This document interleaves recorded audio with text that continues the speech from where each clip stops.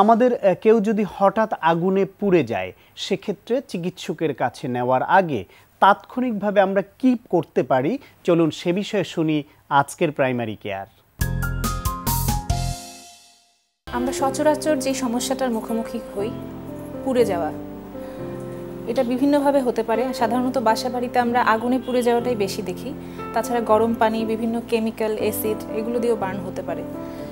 যে কোনো ধরনের পুড়ে যাওয়াতেই আমাদের প্রথম কাজ হবে প্রচুর পরিমাণে পানি দিয়ে জায়গাটা পরিষ্কার করা এবং পানি দিতেই থাকা বারবার করে।